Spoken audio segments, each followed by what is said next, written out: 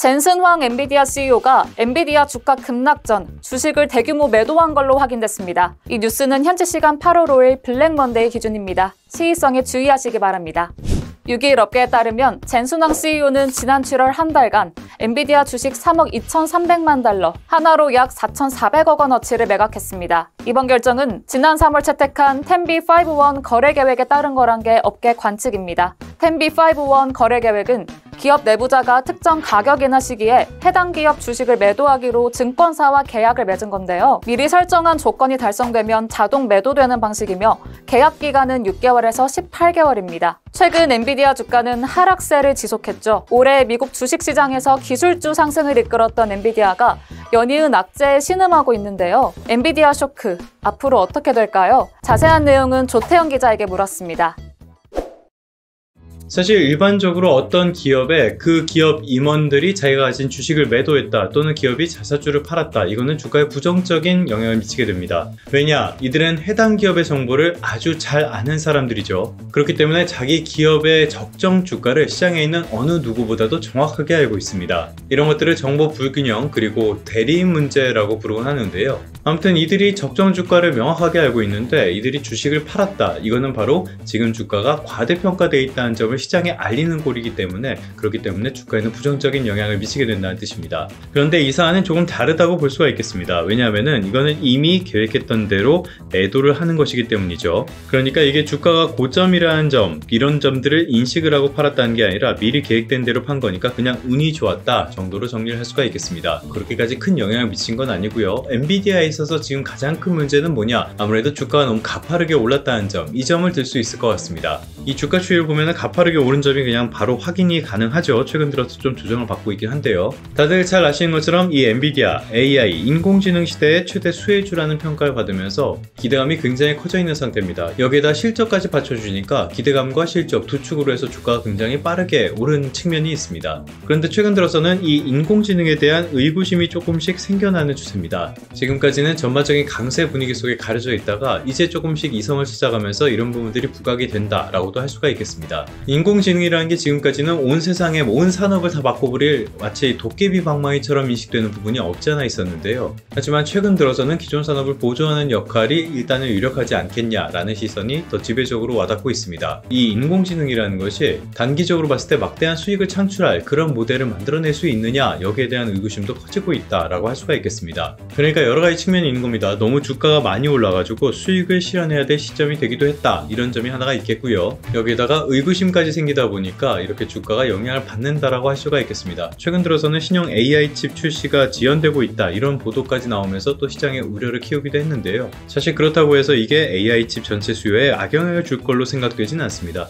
뭐 대기 수요가 되지 않겠어요? 이렇게 생각하는 게 더 합리적일 것 같고요. 그런 측면에서 펀더멘털이나 미래 성장성 이런 부분에는 여전히 아무런 지장이 없긴 하지만요. 아무튼 다소 조정을 받을 가능성은 생긴 셈이라고 할 수가 있겠습니다. 앞서서 인공지능에 대한 의구심이 커지고 있다라고 말씀을 드렸는데요. 여기에 기름을 부은 게 있습니다. 바로 구글의 모의사인 알파벳의 2분기 실적 발표였습니다. 사실 실적이 나빴던 거 아니에요. 실적은 굉장히 좋았습니다. 매출과 순이익 모두 두 자릿수 성장세를 이어갔고요. 이거 시장의 예상치를 다소 상회하는 수준이었습니다. 그런데 뭐가 문제였냐? 2분기 자본 지출, 그러니까 투자액이 많이 늘어났다는 점, 이 점이 조금 우려심을 키웠다고 할 수가 있겠습니다. 2분기에 투자액이 1년 전보다 91% 증가했거든요. 이게 전분기랑 같은 수준으로 증가를 한 건데, 그러니까 두 개 분기 연속으로 굉장히 크게 증가를 했다라고 볼 수가 있겠습니다. 그리고 이 투자 금액의 대부분은 AI, 이쪽 인프라를 구축하는 데 사용이 됐다고 해요. 이건 사실 알파벳만의 문제는 아니고요. 다른 빅테크 AI 기업들도 모두 공통적으로 겪고 있는 그런 현상이라고 할 수가 있겠습니다.